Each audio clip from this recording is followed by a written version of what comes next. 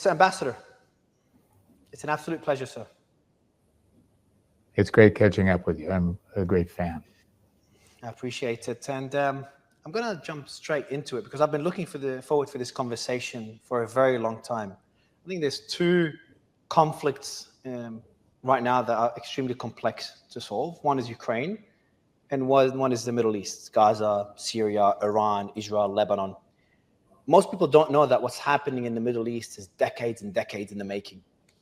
And you're now in a position where you're trying to end that, those decades of war and suffering. Very, very complex and difficult position. My first question to you, sir, is how did you end up here?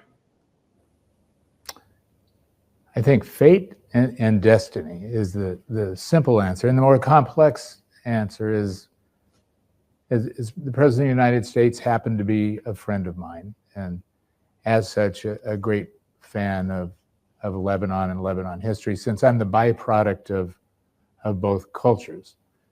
And he and I kind of grew up in business together. So along that road, I had always told him that whatever tiny modicum of success I had compared to his was as a result of the intersection of this amazing DNA that came from the Levant, which I couldn't explain. I grew up in a tiny working class neighborhood in America, along with American freedom.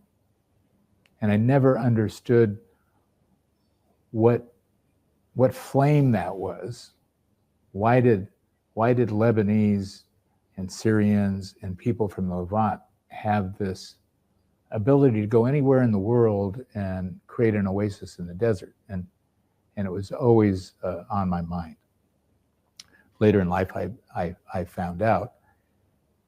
And when President Trump took his second term, I'd been running a New York Stock Exchange company. I retired. I went through my own political hell after the first term. And he said, "Why don't you stay with me?" And I said, "Because I'm not interested in being a heel-clicking, cork-sniffing ambassador. My life is fortunate enough without having to do that. And then, there's only one thing that really interests me, because I'm in the last chapter of my relevant life. I've been blessed from nothing to something because of great parents and the ability to have this internal fire. And I would love, if I could, to chip away with you, if you're open to it, Mr. President, and find how do we merge these very complicated lanes onto a highway of final tolerance and understanding and acceptance. And I know that's the most difficult road you have in front of you. But fortunately, I don't need a job. I'm not a politician. I'm kind of an event-driven mercenary diplomat. And if you allow me the opportunity, let me try and chip away. That was really what brought me here. What was his response? Wouldn't you rather go to St. Bart's or Paris? I wouldn't be surprised him saying that. I'd ask the same thing. Right?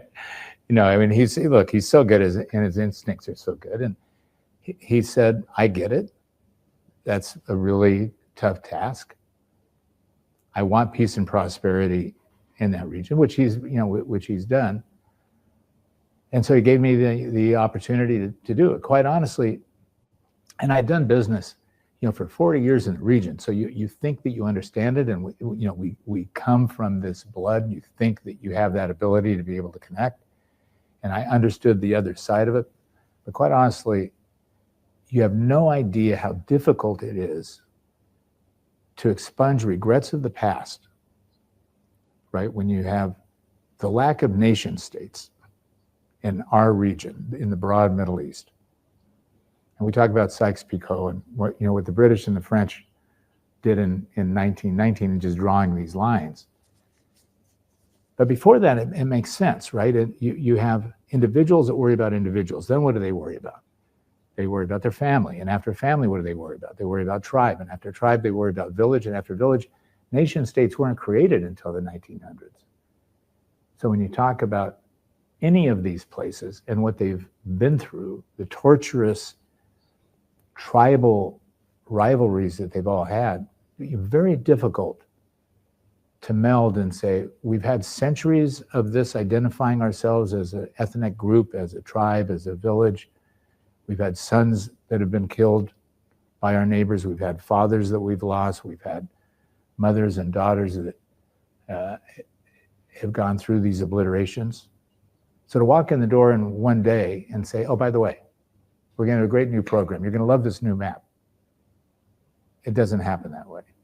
So I've been getting an education, not in diplomacy,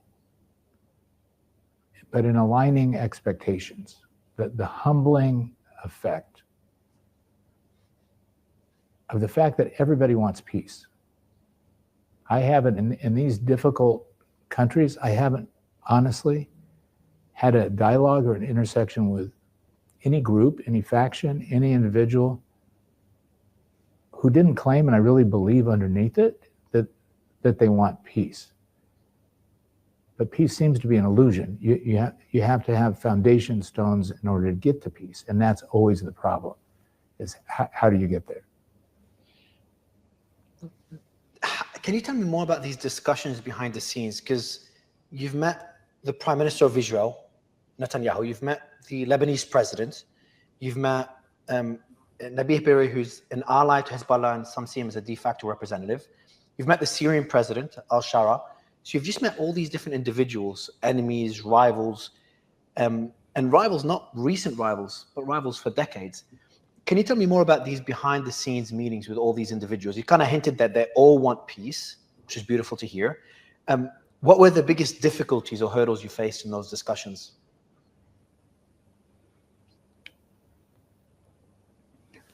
So first of all, let me put it into perspective. I think I have a unique ability because I started in the region as a young finance. So I must have been the worst lawyer, by the way, in the entire firm, because they sent me to Saudi Arabia when I was 23. And at that time, there were no roads, there were no phones, there was no nothing. But I sat in the majlis at night in a dialect that I didn't understand, in a country that nobody understood at the time. And I learned more probably quantitatively than I ever did, which was about listening to different points of view and understanding how in that majlis a Bedouin prince or leader would listen to his constituency who had a water problem, who had a camel problem on one side, and we're building $300 million ports, hydrocarbon factories, gas liquefaction plants on the other side. It was like a wonder. So I learned that, my destiny was not that. My destiny was to be an usher along the road and taking those points of view and melding them with other points of view. And I built a business out of that. I built a business out of never having a theme, but creating opportunities between this intersection where people don't understand each other. Where could you find that? So in dealing with the current leaders, I've watched them all grow into their positions, and I'll give you specificity because everybody's interested in really what is the chemistry. So let me start with I'll start with el-Shara. Everybody's first question to me is, how is it possible that you can take an al-Nusra, Sunni fundamentalist soldier, warrior, chief, and with a magic wand, all of a sudden he becomes president of one of the most important countries in the region? And do you trust him? Do you believe that? So I'll start with the conclusion so that I don't have to torture anybody to listen to me to get there. The answer is yes. I trust him. I believe him. I'm certain that his objectives today are aligned with our objectives. What are those objectives? Create a new fabric of understanding, regional understanding in the region itself, and bring Syria back on a new path to prosperity, stability, security. And by the way, every constituency around him is trying to interfere with that happening. So as an individual, He comes into power. He has an idea. He ran Idlib. He has a small team, and he's got a bunch of foreign fighters. So what's it like? It's like the West saying, by the way, I have 8 dramatic conditions. This is the West saying for me to believe them. And they march through them. Join the Abraham Accords, get rid of the foreign fighters, get rid of the chemical weapon. I mean, it's a series of things that if you had 15 years in process with 500,000 people and an unlimited budget, you could get it done. This young man walks into Damascus one day, surprisingly, takes out a 14-year regime, and has a bastion of followers that he came from Idlib with, who are now overwhelmed with a plethora of problems, not only inside, right? So we know about El Suwaida, and we talk about the Druze, and we talk about the Bedouins, and we talk about the Alawites, we talk about the atrocities in the church, and we have the PKK and the YPG. Every 3-letter acronym, every 3-letter acronym hates me at the moment, right? So I stay away from 3 letters. I try and go to the 4-letter acronyms that will embrace me. So he's trying, and what did President Trump do? Sanctions are a huge issue because forget about peace. You need prosperity first. How do you get prosperity? You have to turn on an economy. The Syrian people are hardworking, industrious, wonderful, hospitable people that are looking for an answer. And we have refugees everywhere. We have 3.5 million in Turkey. We have 1.5 million in Jordan. You have 1.5 million in Lebanon, all wanting to go back. But you don't have a banking system. You don't have a central bank. They have these hawalas, a barter system.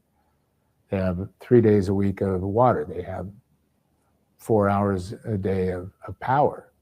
They can't find food. They can't get money from the diaspora. I mean, this is not a simple problem, but where they live on hope.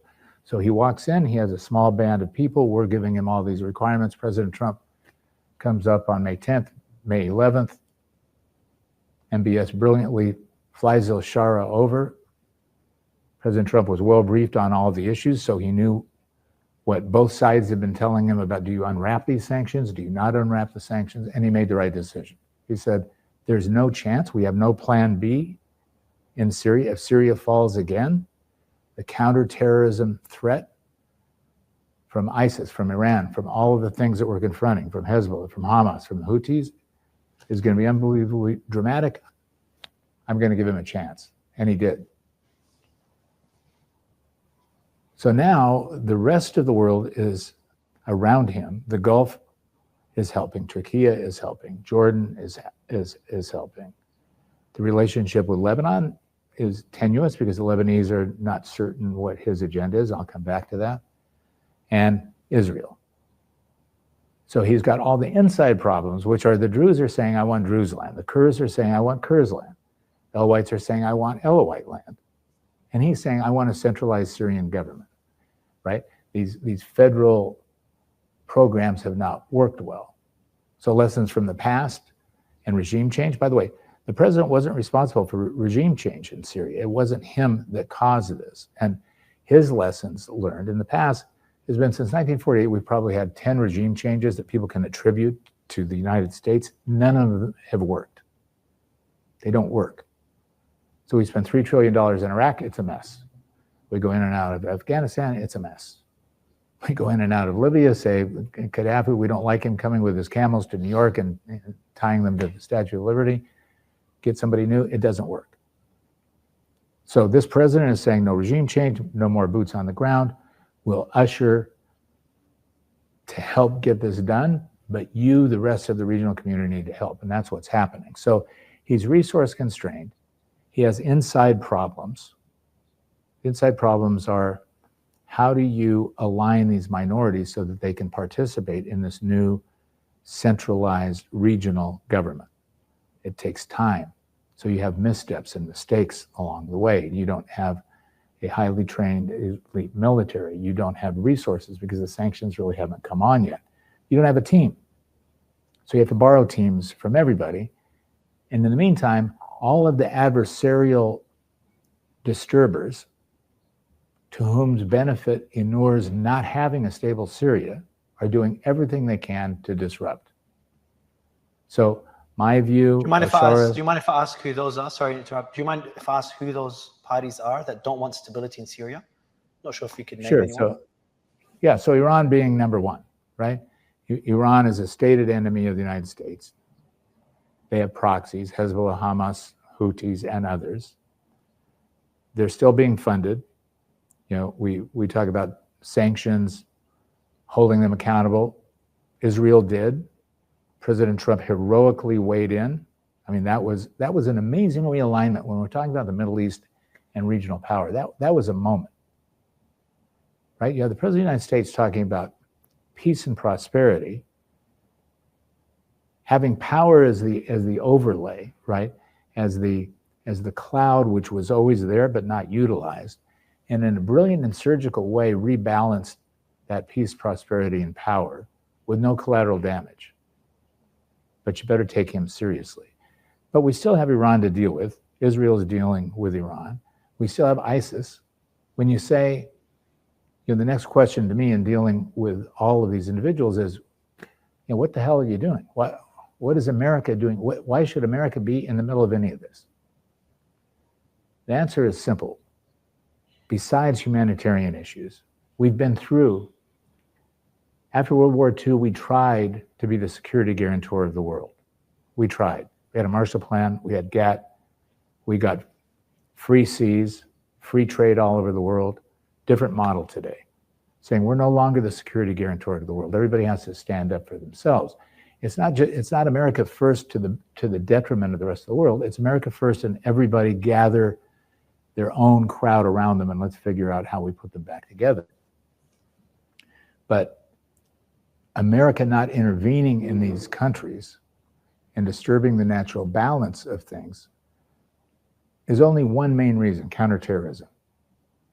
How do we protect America from the flood of fundamental terrorist action, which unfortunately has had the backdrop on a warm and benevolent and soft Islam, right? Islam is not the enemy. Fundamental terrorists come in all flavors from every place. But the patina on it has been, particularly out of the Middle East, in the Far East, come these enemy combatants, and they come in cells. And who are they being financed by? Where do they get their weapons? I mean, it's amazing. As I've gone down the hole in really trying to understand this, it's just incredible how money comes from all of these factions to upset the neighbor for their own purposes. Mm. So you see what's happening, for instance, against Russian oil, with a great country, an ally like India. But we can't stop the process if you don't turn off the tap of where the money's coming from. So it's all of these cells that have an interest to upset. In al-Shara's position, remember another thing. You have Turkey, who is an ally of Syria. They have PKK, which again is a stated foreign terrorist organization within Turkey. The US also has claimed the PKK as a foreign terrorist organization. There is another organization which is no longer affiliated with PKK, SDF and YPG, which have been our allies in a de-ISIS campaign. Their genealogy was out of PKK. So you have the Kurds in the Northeast, that's them, that's the SDF. You have the Druze and the Bedouins in the South. And the Druze, the Syrian Druze, are related to the Israeli Druze. So just to give you an idea of the complexity, why I have a 3 Tylenol headache every night. Do they trust each other's intention though? So that when you say, because when there were clashes between the government supporters, I think there were Sunni supporters with the Druze in the north, Israel got involved and struck inside Damascus. I think it was one of the headquarters, government headquarters, in support of the Druze. So when you talk to the Syrian president, does he trust Israel's intentions? Does he believe that Israel wants peace in Syria? Or is there some, either himself or within his government, that think that Israel wants to sow, civil unrest in Syria to keep the country weak. I know many in the Arab world do believe that as well. I can only give you my impression, my point of view, right? You have to have, you ask him that question, he'll give you the answer. Let me give you my impression. Is no, he doesn't trust their intentions. Nobody trusts their intentions, right? What's going on in Gaza makes the rest of the Arab world totally freaked out. Because no matter how you look at it, after October 7th, the world for Israel has changed. Their notion of what their mandate is and what our borders and boundaries and lines has changed. So I think it's safe to say in Israel's mind, these lines that were created by Sykes-Picot are meaningless. They will go where they want, when they want, and do what they want to protect the Israelis and their border to make sure on October 7th never happens again. Full stop there. El-Shara is a pragmatist. So he's looking what Israel did in coming across those lines, stated purpose to protect the Druze, nervous about El-Shara's military moving down the M5, the main road from Damascus to El-Suwaida is in the south, taking out those convoys and then going to Damascus as kind of a little teaser saying, by the way, just so you know how vulnerable you are, if you don't listen to us, we can not only take out your defense building, we can take out the palace. Pragmatically now saying, I hear you. We have two roads. He's a warrior. Are you going to go to battle with Israel? Not a good idea. Hasn't fared well for anybody, and you have America as an ally to Israel. Can he go to the Abraham Accords? No way. He has a fundamentalist backing of Sunni fundamentalists who, like in Lebanon, right? When you mention the word Israel to a lot of factions in Lebanon, they freak out. I have the same discussion with them. I said, guys, get over it. It's Jurassic Park. You either talk to him today or you're going to talk to him in 3 years from now or 5 years from now. Dialogue is all that matters. So El-Shara is running to a dialogue. We've now had 2 meetings, historic meetings. They haven't talked for 30 years. And I have to tell you, it blew my mind. We brought them to Paris, and the French have been very helpful to us in that, neither one trusting each other and not having any chemistry. First meeting was 3.5 hours. They were so good with each other, not agreeing with each other, but engaging in those first steps of body chemistry to see, can we get to a place where we can agree on 1 or 2 things?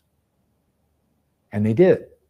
And that then led to a subsequent meeting 3 weeks later, which got to the next step. So El-Shara is leaning in, saying, I have to appease all my neighbors. I have Israel on one side. I have Turkey on the other. I have the Gulf countries who have expectations of me also, Saudi Arabia, Qatar, UAE. I have Egypt, which is a 10,000-pound gorilla, which also has interests. I have Jordan. I have Iraq going to elections and in dismay themselves that also has a huge population of Kurds. And I'm trying to give everything to everybody. It's a monumentally difficult task for him. So I tell everybody that criticizes me, which they do, by the way, I take criticism from all factions equally. I'm an equally accepting criticism receiver. I say, great. You don't like the president's view of taking sanctions off of these guys. You don't like us trying to support them. You don't like me personally trying to mediate a peace or a stand down or a security agreement. Give me plan B. I still have energy. I've got the relationships. I'm happy to adapt. I'm happy to run to the president and say, by the way, we're on the wrong road, Secretary Rubio. I have a brilliant plan B. Let's run. Not one.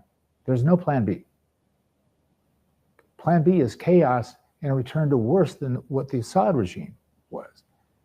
So this whole march of the Abraham Accords, which was brilliant, right? I mean, Jared Kushner, when you think about what Jared Kushner and the president did in the first term, and by the way, I told them at the time, because part of what I got in trouble for was introducing them to the same Gulf states that are now the savior to the region. Because the idea was, We have to run to some alignment with Israel. Well, it's easier for small countries that have a monarchy, right? Saudi Arabia is not a small country. It's harder for them. So they need to take their time getting it. But MBS is brilliant, young, inspirational. For Tamim, if you had 400 or 500,000 Qataris, they're well educated, they've had alignment with the West, they understand Iran, Israel. MBZ ran to it, right? MBZ has a small population. He has a very wise focus on the entire region. So all of a sudden you have these threads running back to Israel, which also are supporting everybody else. You know, we have these skirmishes in Sudan and Somalia and Eritrea. I mean, everybody's reaching in because you have to take all these threads to create a tapestry, and it takes time. But that's what's happening. So there's no plan B for Syria. We have to support this young man and his team and supply him with the resources to be able to be inclusive, to bring these minorities in, to hold people accountable and responsible, to train his people, and to allow the people on the street to feel a difference. To have a life after decades of civil war. I want to ask you another question that a lot of people in Lebanon and Syria think about is, as I said, Israel's intentions and the whole concept of a greater Israel. You've sat down with Prime Minister Netanyahu. You've also sat down with President On. How significant is that concern when it comes to the negotiations? Because this is a point that Hezbollah makes. Hezbollah is like, look, if we give up our weapons, no one will stand up to Israel if they want to enter Lebanon in the future. And then the counter argument to that is like, you know, Israel's intention is for peace, and if Hezbollah does not exist in Lebanon, then there is no reason for war in Lebanon. What is your message to the Lebanese people about those two different viewpoints? Because that same concern exists in Syria as well. So this is my personal view. How great is the concern of that happening? Zero. Okay, so that's a big Israel statement. being parasitic to either Syria or Lebanon, or the idea that Israel is really interested in keeping everybody off balance so that they can have more control and command, in my humble opinion, just as an individual, is ludicrous. And I've spent more time with all of them probably than anybody. It doesn't exist. That's not what's happening. After October 7th, everything changed for the Israelis. It's just not what they're thinking of. Now, when we talk about Hezbollah, and again, I think it's worthwhile if we can stop here and talk about Hezbollah. What is the problem with Hezbollah? The Shia population in Lebanon today, 30%, 40%, I don't know what it is. You know, right? Nobody can give you accurate numbers, but Shias are Lebanese. And they're as much Lebanese as Maronites or Sunnis or Druze or any other faction. Hezbollah in Lebanon is a political party. It does a great job in supplying all the municipal components to its southern community. And from the 80s, it was born out of necessity to protect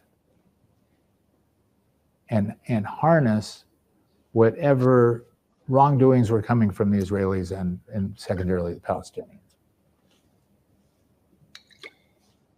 It then got into another mode, which was the military aspect, and the political aspect started to be confused by the West. And as we know, the military aspect was being funded by Iran.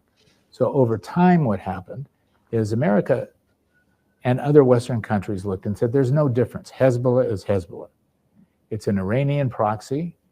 It's a foreign terrorist organization, and it has to go.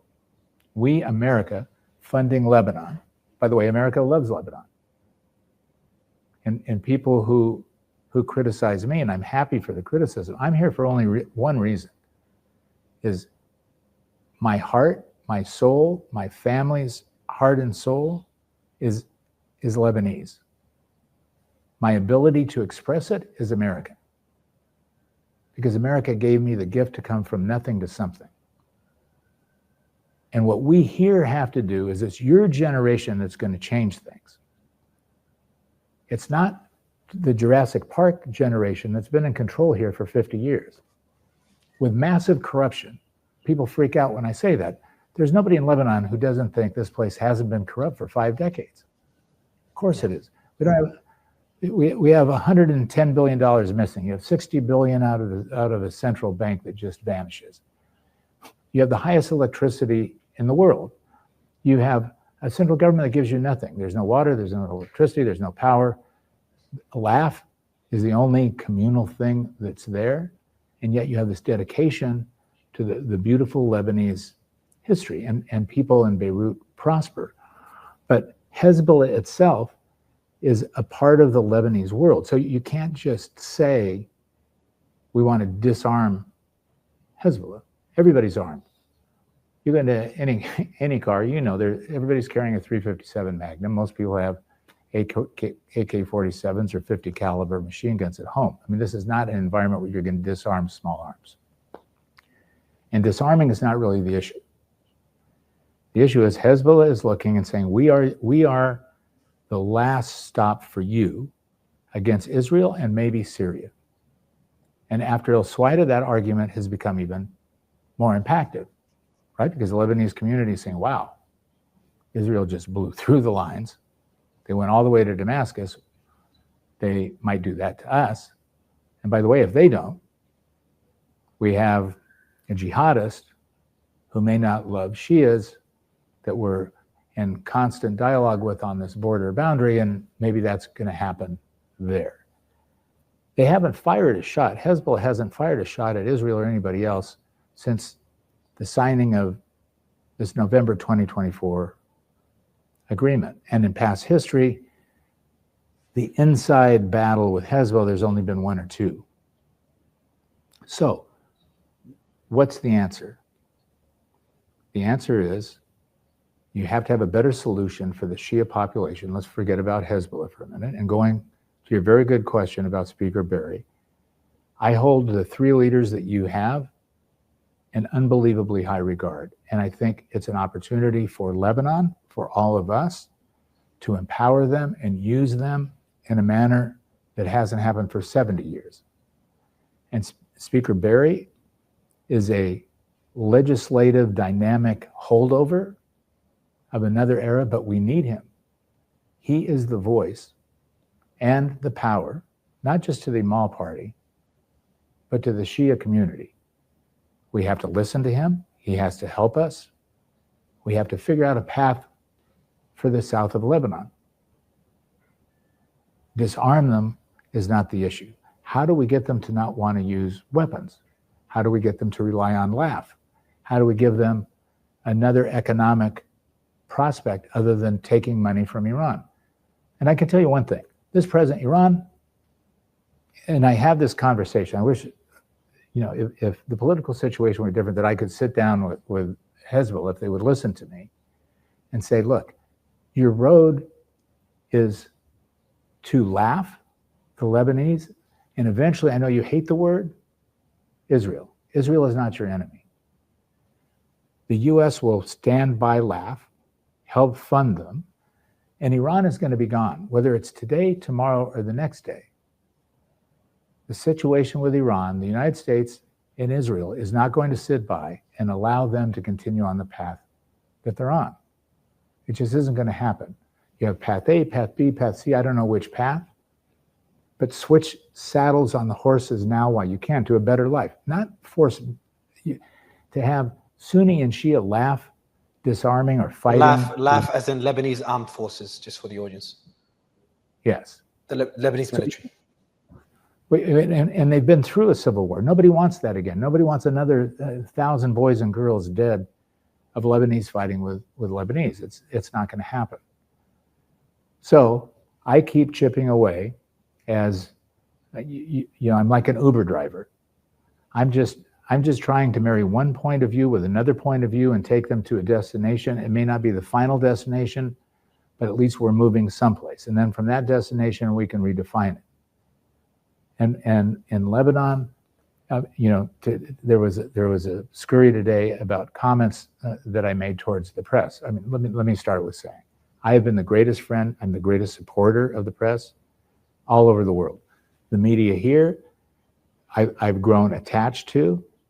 I understand that the chaos that exists in in a news frenzy is not unique to Lebanon. It's all over the world. Look what happens at home, with the president and how he's organized things.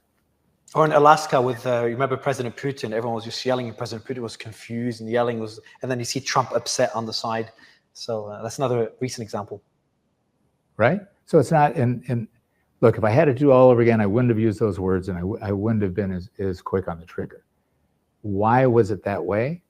We just finished all of these meetings. We brought 3 of the most powerful Congress people. This is the second CODEL. CODEL is the congressional appearances to these regions. Why is it so important in Lebanon? Is the answer for the Shias is to have a laugh that they trust. It needs more everything. LAF needs more money. It needs more equipment. It needs better pay for its people. And the Shias rely on the LAF. There hasn't been a program, but we need more money. We need more money for Lebanon. Where does the money come from? It doesn't come from President Trump. President Trump is the bright North Star. So he runs the Republican Party, which is now Congress, but Congress empowers and appropriates the funds.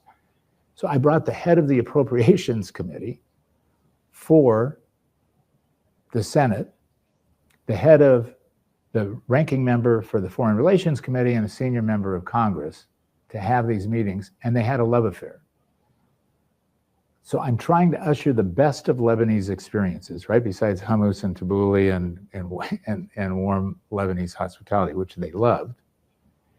And we walked into this firestorm, which I'm used to, but I'm freaking out, saying, wow, we just had the greatest experience, and now I've got a little bit of a disaster on my hand because I have 3 senior US officials who are going to misunderstand the frenzy that was created. So, I shouldn't have been so quick. Animalistic was a word that I didn't use in a derogatory manner. I'm just saying, can we calm down? Can we find some tolerance, some kindness? Let's be civilized. But it was inappropriate to do when the media is just doing their job. I understand more than anybody else. These things are complicated and difficult, and it's very rare that they have an opportunity to talk to people who actually are making the decisions. So they have the illusion that that's me. I should have been more generous with my time and more tolerant myself. I do want to put into context, the president of the United States has said worse things to the press when he's upset. And I think I think people are just sick of politicians always sugarcoating how they feel and just saying the right thing at the right time. I think, when you want to be open and just, if you're upset, you speak in a way that you're upset, like President Trump. I think that comes with, saying things that are not polished. And I think this is something that should be appreciated in countries where politicians just polish every single word. I do want to go back, Mr. Ambassador, to something you said earlier about the worries when it comes to a greater Israel or some form of greater Israel. That's just a big issue they have in Lebanon. So a lot of people in Lebanon would say that, Hezbollah giving up weapons, not only giving, because from what I understand, the requirement is not to just give weapons to the Lebanese armed forces, is to destroy the Lebanese armed forces. They have to destroy those weapons. They cannot keep them to protect the country. So a lot of people are saying this just makes Lebanon a lot more vulnerable. Now, you said you don't have any concern. Then how would you explain to people that hear things like what Prime Minister Netanyahu said, I think 2 weeks ago on I-24 about, having some sort of connection or feeling connected to a greater Israel, or even the Finance Minister Smotrich being a lot more explicit, saying the future of Jerusalem is to expand to Damascus. Similar quotes of people that are more extreme in Israel. What would be your comment to the Lebanese people that hear this and say, Mr. Ambassador, we're fine having one military. The Lebanese armed forces are trusted in Lebanon by most Lebanese, but we worry what would happen if we destroy Hezbollah's capabilities, because Hezbollah proved capable in 2006. I agree 100%. I agree with everything you said except for one fact. What's on the table at the moment is not for Hezbollah to disarm and give up their arms and have them destroyed. That's not a requirement, and your very good question has to be part of a new answer, right? Which is, that's not the issue. The issue isn't the weapons. The issue is the utilization of the weapons. So there's a lot of room between those 2 points of view. But here's how I view it. And of course, I could be wrong. The US point of view, all of our intelligence, all of our backing, the President of the United States, who I think everybody would say, people may like some of the things he says, not like some of the things, but the man has been right on. His instincts have been right on. He's supporting Israel as an engine to peace in the Middle East. Is that the right answer? Is it the wrong answer?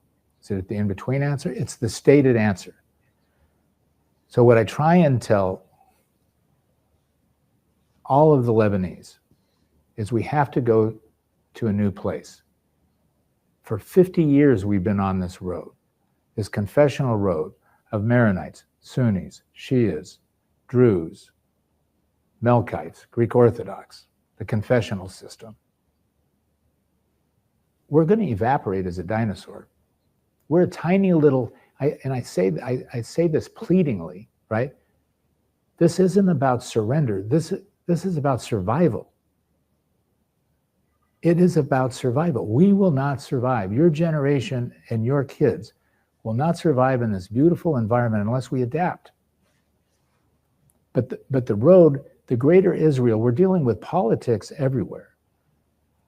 Does Israel have the capacity or the desire to really geographically take over Lebanon? Absolutely. Probably in an afternoon. Why didn't they do it? They have the capacity to do the same thing in Syria. Why didn't they do it? We've had 5 agreements, but no signed agreements, and all with the wrong people. So you start with the armistice agreement, which was a real agreement in 1949. Then you start moving up the path. So we have, the beginning of the Palestinians, and then we have a civil war, and then we have a war with Hezbollah. Then we have a maritime alignment. Then the Taif agreement tries to solve everything. Then we go back to a series of cessation of hostility agreements. None of them work because none of them are with the right people. No one wants to deal with Israel. Israel is the enemy. They can't even say the name. And we don't want to deal with Hezbollah. Iran is a big factor, no matter what people say, in the entire equation. So we have all of these neighbors, and now we have Syria weighed in. We have Saudi Arabia and Qatar and the UAE trying to do the right thing. We have Egypt that's in abeyance, and we have Iraq that's going through a chaotic restructuring that's so dangerous. So the answer is dialogue. It's not going to work. What's worked in the past, we can kill each other, we can fire on our neighbors, we can be funded by the next funder of terrorist fundamentals that thinks we have a weakness.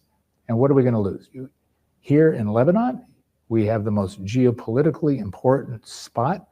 We have the only multidisciplinary, multi-religious, historic spot in the world, which is really of value, right? To have this little enclave where you can still have every fact of Muslims and Christians and eventually Jews living side by side again. That's something. But we have to adapt.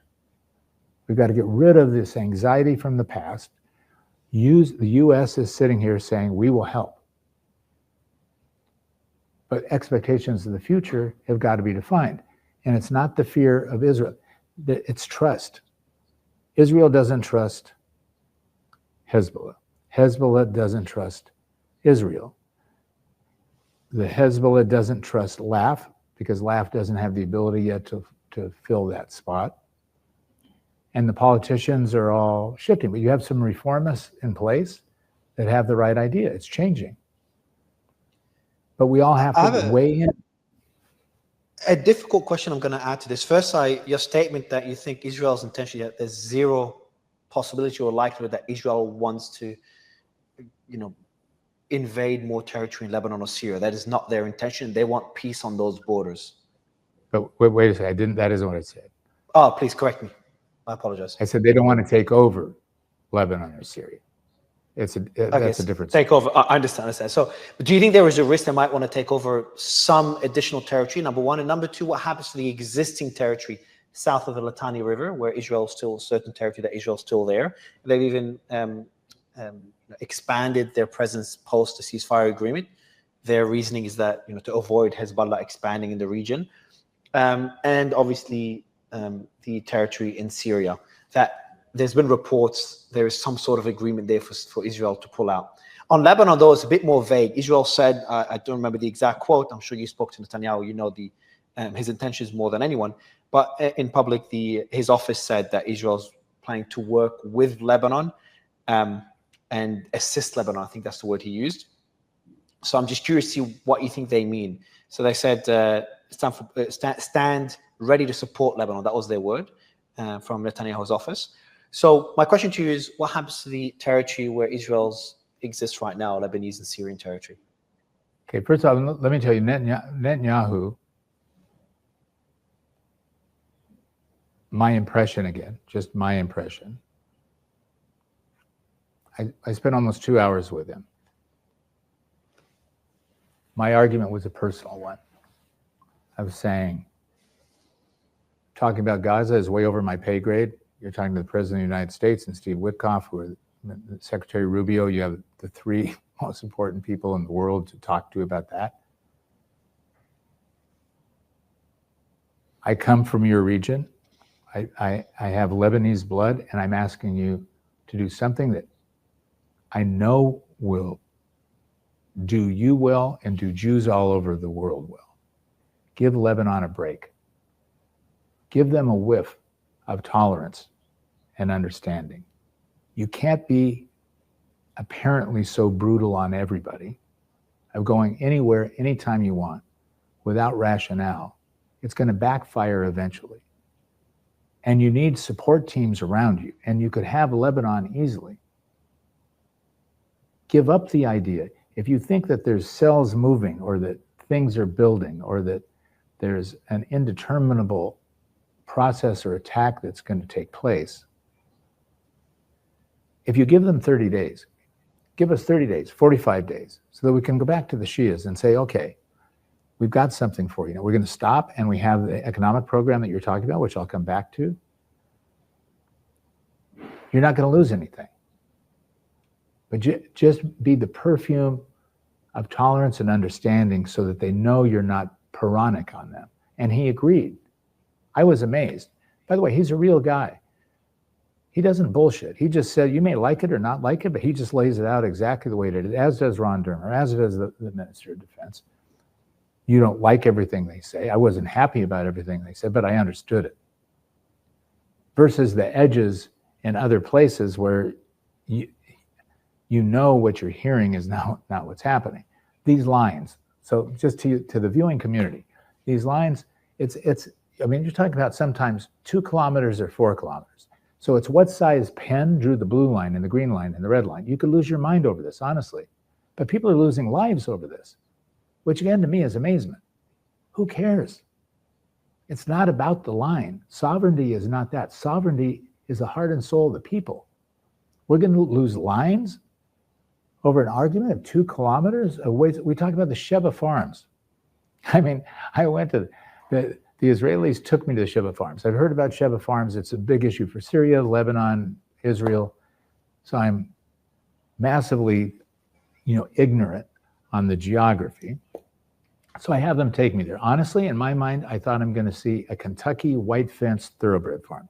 This has got to be one of the most amazing, unbelievable farms in the world. It's empty, it's mountainous, it's rocky, it's worthless. It just happens to be geographically important to see line of sight. You don't need line of sight anymore. They have technology for everything. Israel knows everything that's moving every minute. The combined intelligence all over the world know what you and I are talking about before this call, after this call, right? It's ridiculous to say we're going to lose lines or lose lives over lines. That's not the issue. The issue is exactly what you're talking about. How do you get back to an understanding of allowing each other to live successfully and prosperously with each other, regardless of what the religion or the nationality is? It takes conversation. It takes dialogue. It takes commitment. It takes leaders who are saying, put all this behind us. I'm not going to argue about whether it's the 67 line, the 74 line. The Sinai Agreement between Israel and Egypt took 4.5 years to negotiate. 4.5 years. Henry Kissinger, probably the best pay grade diplomat in the world, right? I should be carrying his shoes around. 4.5 years.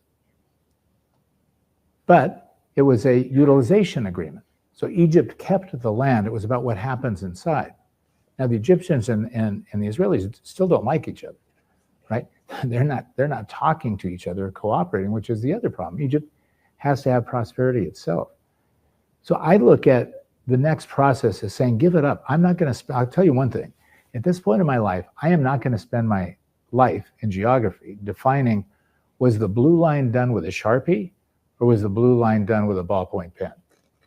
That's the difference. 2 kilometers, thick pen, small pen. You want to lose your son's life over this? That's not the issue.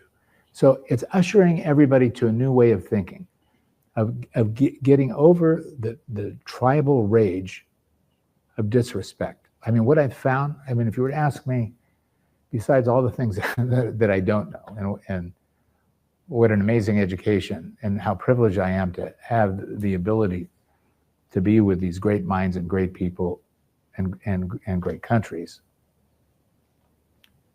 What is it all about? Respect. Just like with Hezbollah, you can't disarm Hezbollah. There's not going to be a laugh military movement to go blow them away. There just won't be. So we can talk about it, we can ask for it. I know that that's not going to happen. What we have to do is engineer a way for the Shias to find relevance, respect, and save face in this process of not being forced to do something that appears to be incongruent to them and that hurts their personal relationships. It's the same with Syria. With the Druze and Bedouins have lived side by side for hundreds of years, but the Bedouins were there first, right? I mean, this is honestly the conversation. When this conversation started, I thought they must be talking about October and November. They're talking about 300 years ago. No, it's mind-boggling. So you're sitting with Druze sheikhs and Bedouin leaders, and we're really going back to that. Who occupied this 300 years ago? And I asked a stupid question to the Bedouins. I said, well, weren't Bedouins Bedouins? Are you entitled to this property when you're moving across vast lands? Or? So many scars. Yes. It's so complicated and difficult. Yes, sir. I have another question. That's, I think, the most difficult. The US removed the bounty on the Syrian president when he became president, not long afterwards, to open up the door for diplomatic ties and some sort of peace agreement and normalization in the region. Now, Hezbollah is still designated as a terrorist organization. Has there been any discussion about removing that designation as part of the negotiations and disarmament of Hezbollah, so Hezbollah could become a legitimate political faction and not being labeled as a terrorist organization for the sake of peace? It's such a great issue and it's a great suggestion. So let me tell you why it hasn't happened, right? Is you see the scuffle we're in with Iran. So the proxies, Hezbollah, Hamas, Houthis, have been the target, and Hezbollah with American blood puts them off base to have a discussion until Iran and Hezbollah came to America. Came to America meaning having a discussion. Again, it has to happen. And I think it would happen. Again, the confusion is Hezbollah separated from Shias or Amal separated from the Hezbollah party should be having that discussion. What do you need, right, from America? And by the way, we're having this because I'm asking every day, I said, use me. Maybe my useful life is another few months, right, until the president fires me for not getting anything done. Use me. What is it that you want? Tell me what you want. Let me help you get there. Just give me the package. But don't give me 150 complaints about what's happened since 1972, or since your formation in 1983, or since the 2006 war. Tell me the 3 things you need today that'll change the situation to make you unwind from Iran.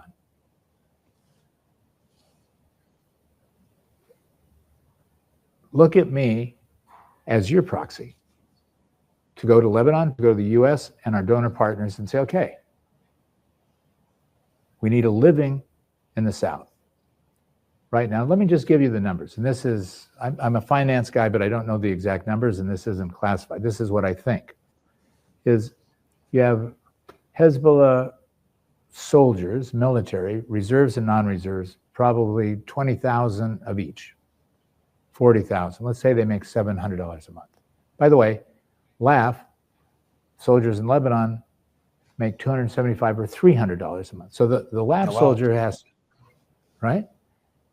has to work as a soldier, a barista, and an Uber driver to make a living. And then we say, oh, right? Then we say, oh, by the way, this bright young Sunni boy or girl, we want you to go knock on the door of your cousin who lives in the South and tell them you're going to go take the guns out of their basement. And if they don't like it, tell them you're going to enforce that. It's just not going to happen. So you have Hezbollah. So if you take those numbers, maybe that's $37 million a month. Now they have power, they have water, they have utilities, they have trash pickup, and they have a security system. How much is that? Let's just say we're on an economy binge, and that's another 20 million a month. So you have 60 million a month coming from somewhere. So how can you walk in and say, by the way, we want you to distance yourself from Iran. And in addition to being lost and losing face, you're not going to be able to make a living. Not going to work. So we have donor states who are coming in, and we have to package the way that you're thinking about it, of saying, we can substitute, we can be the substitute for Iran. We don't want you to be aggressive or parasitic on anybody. And you can mold into laugh. You're Lebanese. Hezbollah, fine. Hezbollah is going to be a real political party. You want to be military? Laugh is your road. They're recruiting. You're experienced surgical warriors, come in to laugh. That takes a discussion. We can't get to a discussion. Were they open? Was Hezbollah open to this, about integrating into the Lebanese armed forces and in Lebanese economy with support from other Arab countries trying to offer that alternative to Iranian funds? In fairness, I don't know, because I haven't been able to speak to them directly. And as best I know, nobody has had that conversation with them. That should be, at an appropriate political level, that should be to me, that's the conversation.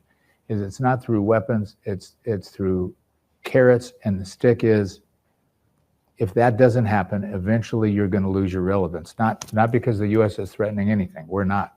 This is a Lebanese issue. But eventually, one way or the other, it's going to evaporate. So utilize it. Utilize this moment.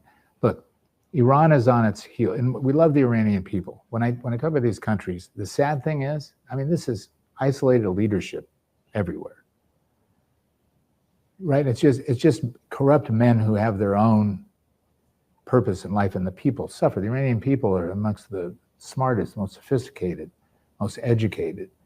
Blend with us, right? Forever they have. But having that discussion with them, there's lots of other discussions going on. Somebody has to bridge that first gap, and we haven't done it. I haven't done it on behalf of the president. I don't think the Lebanese administration has done it yet. Quite honestly, President Aoun and your prime minister have been heroic in what they've accomplished so far. And my belief is Speaker Berry, along with them, is coming on side and is really a key component of how do we usher the Shia population to success, not how do we embarrass them, not how do we brutalize them or threaten them. I understand the political idea of saying we have to expunge Hezbollah, but we have to find a more understanding on-ramp as to how to do that. So then what do you think of Iran, the assistant commander of the Quds Force, saying the Hezbollah disarmament plan in Lebanon is an American Zionist plan that will never be implemented? He continues to say how Hezbollah will never disarm.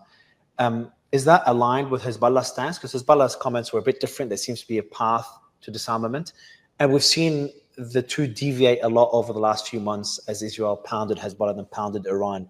It seems that at least in my view, I want to get your thoughts on it, Hezbollah is becoming less and less influenced by Iran, or what I would like to say is like less of an Iranian proxy and more of a Lebanese political party.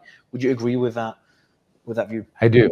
I hope so. It's it's happening in inches and meters instead of miles and kilometers, but it's happening, and in a non-adversary. I don't. Again, the Iranian people. I hope that they find their own path, but there's no question that the Shias and Hezbollah are looking and saying the days of these statements being made by Iranian leaders, which is the more they make and the more they attack me and the more they attack everybody, the weaker they are. They wouldn't waste their time if they were really empowered. This is a moment. The President of the United States, aligned with Israel, has put them on their back foot. They've never been weaker than they are at the moment. I mean, when you overfly and have B-2 bombers dropping surgically bombs into the bowels of what their nuclear operations are without any collateral damage, and saying, by the way, that was an appetizer. So if you want to mess with us, just be sure this is what you're going to have. We moved half of our fleets into the Mediterranean. So when you want to talk about power, and you have the most peaceful, prosperous president of the United States that we've ever had, he really is. He also runs out of patience quickly when he's disrespected. His goal for Lebanon, for Syria, for Israel, for the Gulf countries, for Egypt, for Turkey, for the Northern Caucasus, is regional hegemony, economic prosperity. If that doesn't happen, if it's not cooperative within this time frame of all of these incidents happening, everybody's tired of war. Gaza and Israel, the world is worn out. Ukraine and Russia, the world is worn out. China threatening Taiwan, the world is worn out. What's happening in Venezuela, what's happening in Brazil, what's happening in Colombia. There's just too many things. We need to grab this opportunity. When I say we, Lebanon, Syria, Turkey. Turkey's been a fantastic ally. Turkey also is misunderstood, right? It's our largest NATO ally. It's always perceived to be non-Arab Islamic country that supports the Muslim Brotherhood. Again, in my opinion, it doesn't support the Muslim Brotherhood. The Muslim Brotherhood happens to be an aligned entity that, because it's a republic, has freedom within its environment. But they have been a staunch friend and ally of ours through everything. And the biggest contributor to NATO besides ourselves. But again, it's confused. So you have the Kurds that have been at war, 40,000 lives lost in Turkey's road to its own new independence, which is non-Arab. And this realignment of saying, okay, how now do we bring peace and a buffer to that border for Syria? So that's an ongoing discussion, but it's happening. So Mazloum and SDF, who represent that faction, and Hakan Fidan and Ibrahim Kalin, who are the proxies for President Erdogan and adjusting this, are acting responsibly, right? We have dialogue. But we need dialogue. Then, so another question I have is, what are the obstacles you're facing? And not only within the Middle East, but also domestically. It seems there's a lot of resistance because what you're doing is, it hasn't been done since I don't know when, how many decades ago. So my first question is, what would be the biggest challenges you face in your meetings with Prime Minister Netanyahu, Prime Minister of Israel, President of Syria, President of Lebanon, the representatives on the Hezbollah side, not direct Hezbollah representatives? Was there any instances where you got a bit heated, not sure what you could share, or there was significant areas of disagreement? That would be the first question. And next question is, I want to talk about some of the resistance you faced, even domestically, surprisingly, to the efforts. It's a great question. So the biggest elements of resistance are my own inability to understand all the countervailing issues that they're all dealing with, right? So I'm looking at a linear path. and saying, I'm here to help you on behalf of the President of the United States drive down this destination from point A to point D. What I don't know is they have a Rubik's Cube of destinations that they're working on that compromise my ability to take them down this road. And they're not transparent with me. I can be 100% transparent with them because my job is this thin, right?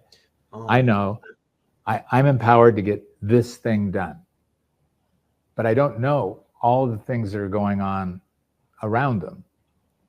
And remember, all these people come out of mostly some military or intelligence background, so they trust nobody. So the first thing that I need to do is get them to trust me. Get them to trust me, and just that I'm telling them the truth, whatever. They may not like what I say, but the power ability comes from America and this president.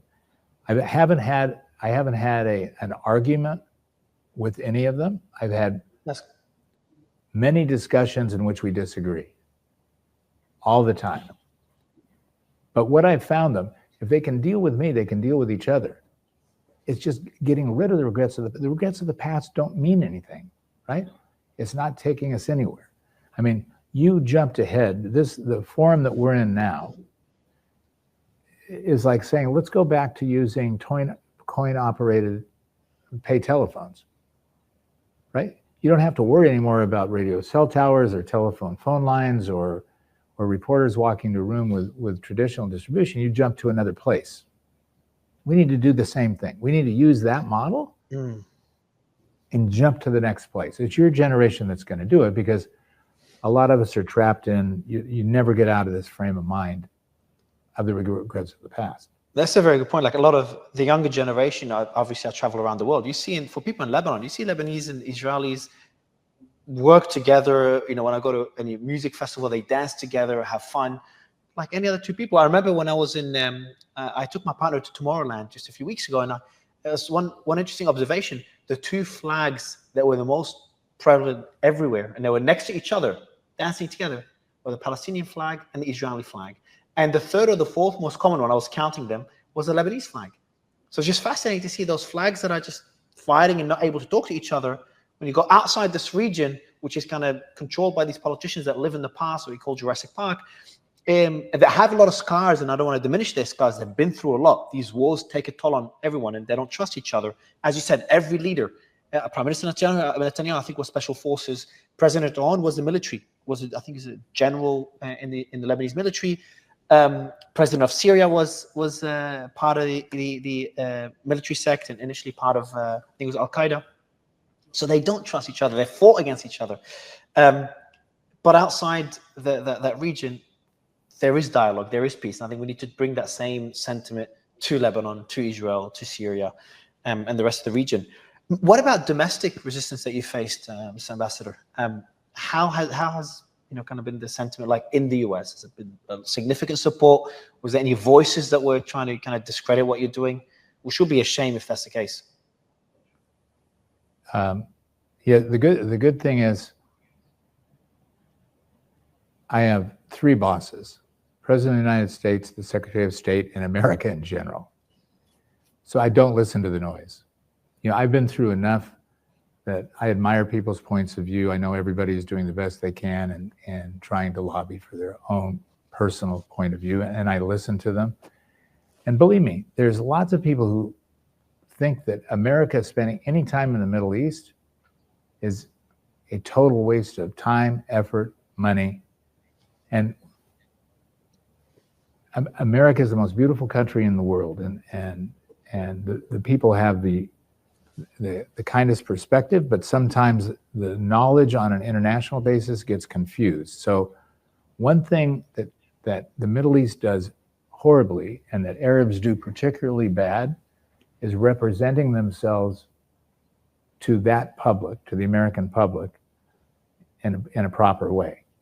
Israel does it much better. Israel has a very organized lobbying group. Jews stick together. I grew up in a Jewish neighborhood, so I went to Shabbat every Friday night. I'm a Maronite Catholic. But it was beautiful, right? I loved it. They stick together and they do business together. What happens to us? I mean, first of all, there's no Lebanese, Turkish, refugees. They leave and they go to work someplace. So you don't see Lebanese on the street begging in some other country. They leave, they've been persecuted, they go and they find a desert, and within 3 years it becomes a friggin' oasis, right? The same with the Turks. So, and that's how Americans relate to those countries. So Saudi Arabia, Qatar, UAE has had a little more difficult problem because they had monarchies that weren't based on working populations going to other places as a colony and integrating in that colony. They were non-integrated. They had the benefit and the blessing of fossil fuel revenues, so they didn't have to do that. But as a consequence, it's misunderstood. They're the kindest, most hospitable, uncorrupted people. We have all these conspiracy theories. Every time Qatar goes to help us, somebody has a conspiracy theory that they're working against us. That's not true. You have these young leaders, MBS and Tamim, and Qatar and Saudi Arabia. They're turning an aircraft carrier. We talk about points of view. You've had these conservative Islamic countries that are this Vision 2030 and what happens with Qatar and the World Cup. It's amazing what they've done. But the other big countries with all the populations and no oil revenue, what happens, right? What's at the basis? How do you change it? So the American public is looking and saying, what's the end game? I have this conversation with my friends all the time, saying, so what's the end game? Mm. What are you trying to do? It's never had 5,000 years. You've never had peace in this region. You think President Trump is going to be the guy who actually does it? And I'd say, yeah, actually, I do. I really do, because we're at a moment of crisis everywhere, and we have the threads of prosperity that can be the answer by bubbling it up from the bottom.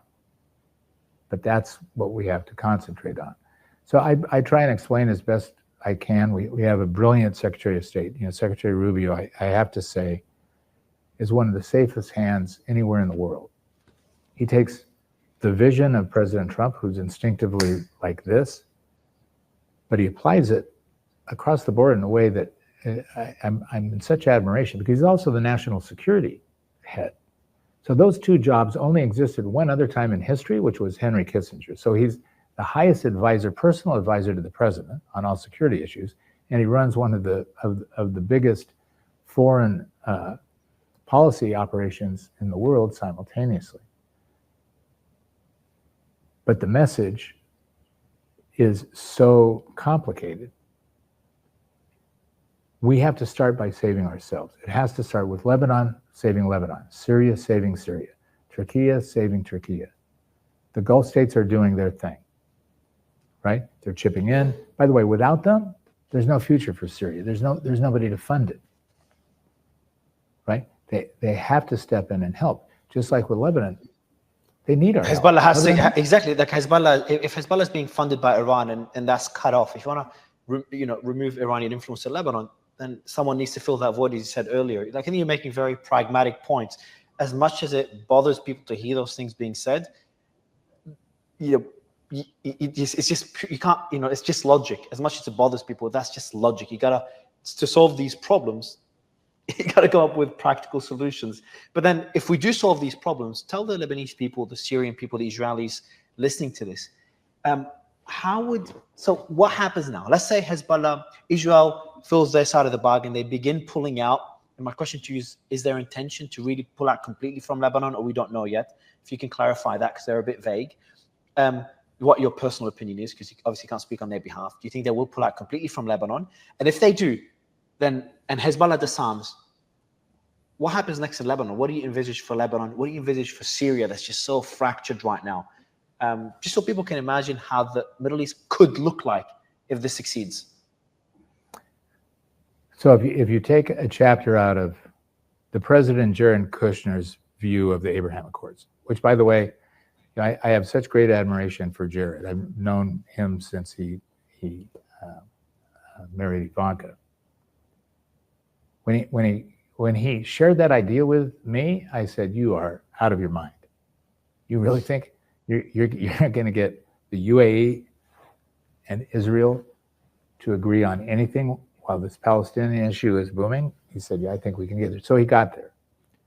So if you think about the power of, if you took the broader Levant, where you have oil, so you have oil in Iraq, you have oil in Israel, you have oil in Syria, you have the hardest working, industrious, diverse people in Turkey. You have Lebanon, which there's nobody in the world, when they talk about Lebanon, who says, you know, the smartest, the richest, the most bright person in my community happens to be Lebanese. We do amazing outside of Lebanon, everywhere in the world, right? The top 10 success, forget about money for sure, but if you take every other silo of achievement, education, medicine, art, music, there's some Lebanese in the top 10 of everything. So that is the biggest resource to the rest of the region, right? Egypt has worker bees. Syria has the most industrious trade people. You want to learn what life is like? You go to the bazaar, right? They have these hawala systems. They don't have a central bank or a correspondent banking system, but they can send $5,000 to Dubai like magic, right? Through this barter system. So if you marry those, and now you have gas pipelines, you take a place like you have Azerbaijan and Armenia. Who ever thought this was going to happen? On this president's watch, you have 32 miles of this crazy pass that they've been killing each other for centuries over. Boom. It opens up. So now what happens? Azerbaijan, which is gas and mineral rich, but hasn't been able to really create the pipelines the way they wanted to Europe. Armenia, who has had this difficulty with Turkey for 100 years, now opens up the border. Trade starts flowing everywhere. So you have the money from the Gulf, you have the industriousness from the hardest working people in the Levant, you have the finance capital. What's the only problem with Dubai? By the way, I love Dubai. I've been partners with them in my previous life for 40 years. I have such admiration for them. What's the problem with Dubai? You go, you have the most beautiful hotels, the most incredible golf courses, the most beautiful men and women. You have alcohol, you're going to have gaming, you have everything. What's the problem? Is you go to a great hotel and you have an Italian cappuccino machine. And you have beans that are coming in from Colombia, and you have the best water from Finland. And you're in the Arab world and you're being served by a Seychelles or by an Indian or by a Filipino. And the beauty of it is the blank canvas of what it is. The beautiful culture that the founding of those countries brought, which are young, they're babies, right? They weren't brought into existence until really the 60s for this touristic model. Lebanon was the heart, it's the shining North Star of an ancient hospitality and civilization that people lusted over. I mean, before you were born, when I first came to Lebanon, which is when I found myself, you know, I was a young lawyer. I must have been the worst young lawyer, as I told you. They sent me to Saudi Arabia, but you could only go, you had to get on Pan Am Airlines. I'll never forget, $3,500, which my law firm was paying for. And you had 3 stops in order to get into Saudi Arabia, which was ultimately TWA and Pan Am. One of the stops was Beirut. I stop, I'm 23 years old. I'm so excited. I get out in cabs in those days were Mercedes. You have 8 people in a Mercedes. There's no such thing as a cab. And there was one hotel. And that was the Phoenician and the St. George at that time were really the hotels. I didn't have a hotel reservation. I didn't know where I was going. I hop in this Mercedes with 5 other people. Driver looks at me and in Arabic says, you're Lebanese, aren't you? And I said, no, I am. He said, but why aren't you speaking Arabic? I said, because I speak a dialect that's 90 years old. It's my grandparents' dialect because my parents only spoke Arabic. He starts yelling and screaming at me. He says, I'm going to take you to this hotel. I'm going to find you a place to stay, and I'm going to pick you up tomorrow morning and take you to Zahli, your father's village. I said, but I don't know anybody there. This is Lebanon. He takes me to the Phoenicia Hotel. There's no rooms. He tells the manager where I'm coming from. The manager says, the chef is gone tonight. You can sleep in the kitchen in his bed. Picks me up the next morning, drives me to Zahli.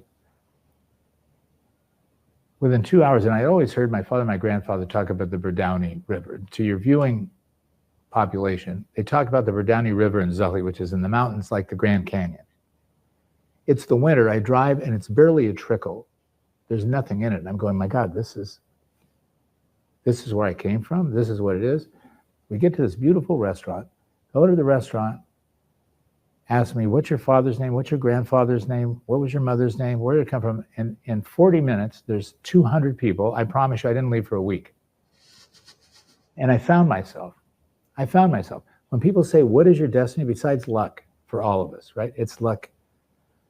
I mean, if you look at the great career that you created at a very young age, you can name the 3 times, the 3 events where destiny met preparation. And it happened. For me, that thunderbolt was here. It was, I found myself here. You have 22 million, 23 million diaspora Lebanese outside of Lebanon. All want to come back and find it. 23. Wow.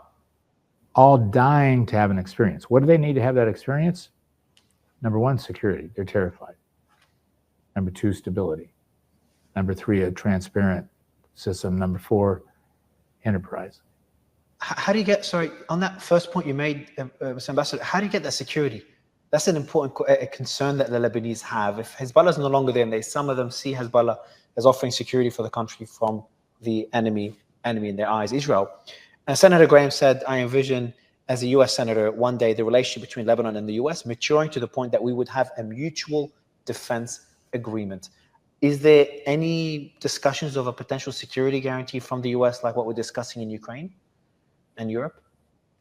Yes, maybe even easier and quicker. If you remember, in the Eisenhower era in the 50s, we had a kind of security agreement, right? The Marines landed here to take care of the Lebanese. I think the steps of that are, yes, it can happen. And to have Senator Graham say that was not, he is not a man that says things that he doesn't believe, as you know. That was huge. How do you get there? You start with the Lebanese armed forces. The way to get everybody comfortable is to empower LAF, which everybody trusts, right? Across the realm, even Syria and Israel, right? Because I'm privileged to have the conversations with all of them. LAF never comes into harm in those conversations, and it's a level of trust, and it's being driven by American troops in this mechanism that cooperate with each other. So the first road is empower LAF.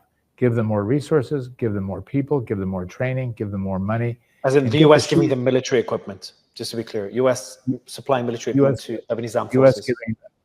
US giving them money, military equipment, and training. And the other donor states are doing the same. Jordan is giving, by the way, they're living on 60-year-old equipment.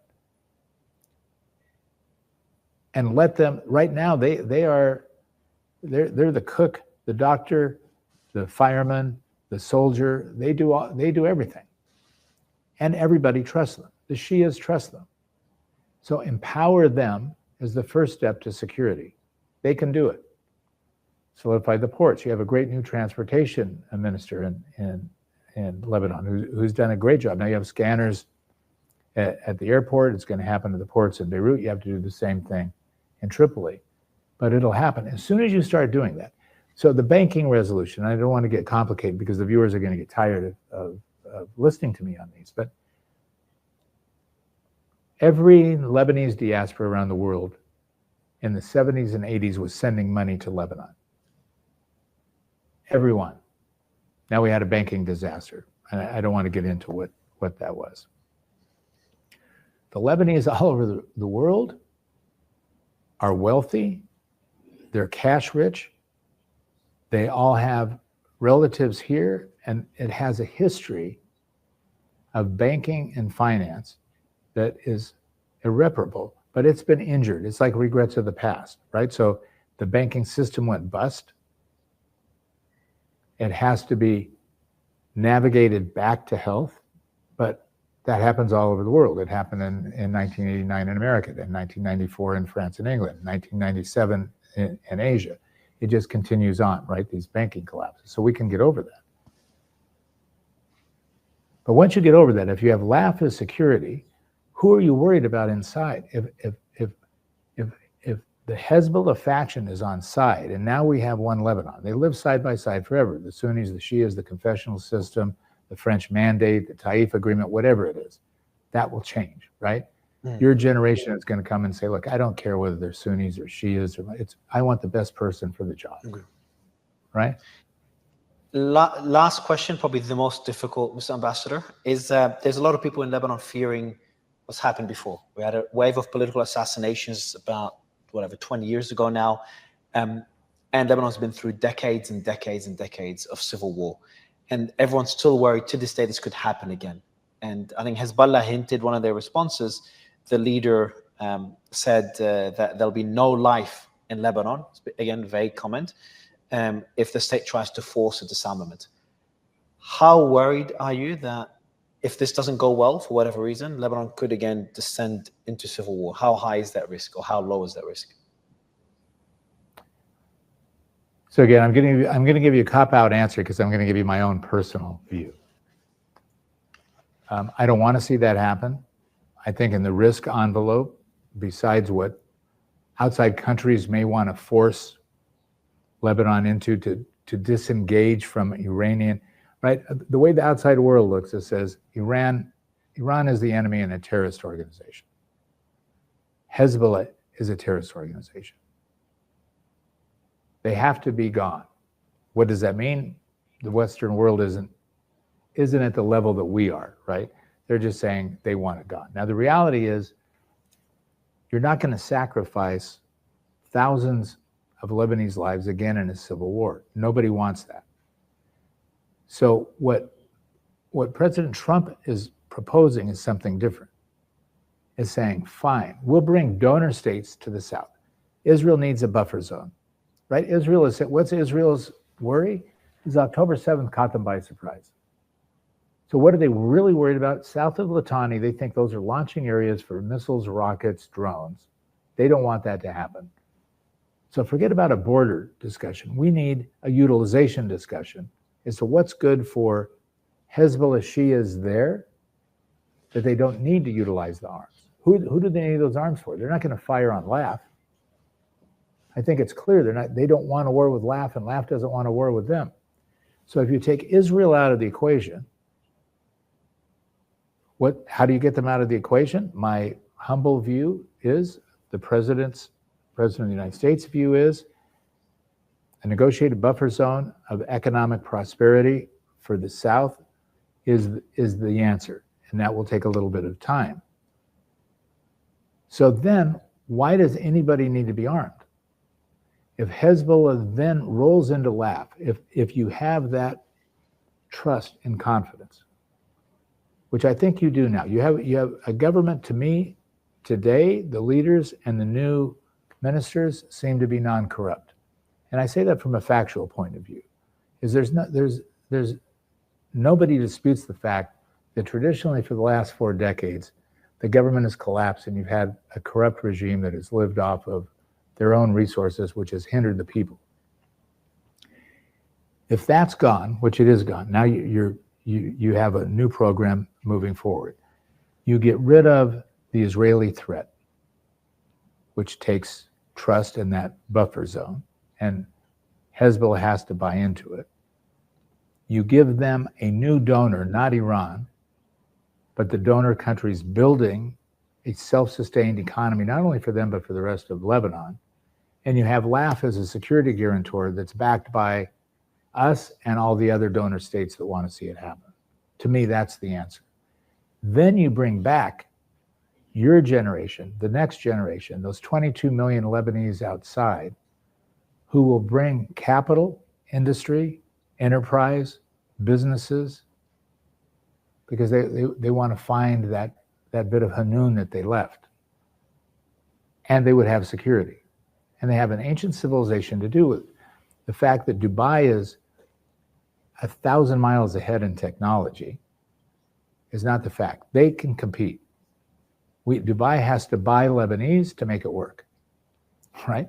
If you look all over the Middle East, who's running the financial operations? Who's running the banks? Who's running the governments? Who's running the mergers, the acquisitions, the consulting groups? we farm it out. We're exporting the best resource we have, which is the Lebanese boys and girls, and we need to educate them. We need to train them, and we need to get rid of this. Are you a Sunni? Are you a Shia? Are you a Maronite? Are you a Greek Orthodox? I think it can happen, and I'm hopeful. I think the Levant region can be resurrected for the stature and respect that it deserves. Mr. Ambassador, I think the task ahead of you is monumental, and I'm surprised you've progressed this far in such a short period of time. The fact that you've been able to speak to all those leaders and find common ground is beautiful, perplexing but beautiful. Congratulations on that. And I think if you succeed to do what many considered impossible, it's an incredible legacy you'd leave behind. So I wish you all the best. And I also would like to thank you for being so sincere in this discussion, because we're discussing things that are extremely sensitive, politically charged. There's things in Lebanon, in Syria, Israel less so, that you literally cannot say. Even now in Israel, after October 7th, there's a lot of trauma and pain there. But you cannot say those things. There's things in Lebanon you get arrested for speaking about Israel or speaking to Israelis in Lebanon. I'm not sure if Syria is the same. And then there's all these different sects that fight each other all the time. They've killed each other even recently, 2 decades ago. So for you to be so sincere about it while you're in the middle of these discussions and sit down with me for an hour and a half is incredible. And I think that's what the region needs. That's my personal opinion, but that's what the region needs, that level of sincerity and kind of directness that you have. So I sincerely wish you all the best for the sake of everyone in the region, beyond Lebanon, Syria, Israel, Iran, Turkey, just for the rest of the countries as well. Hopefully you succeed. And again, thank you so much for your time, sir.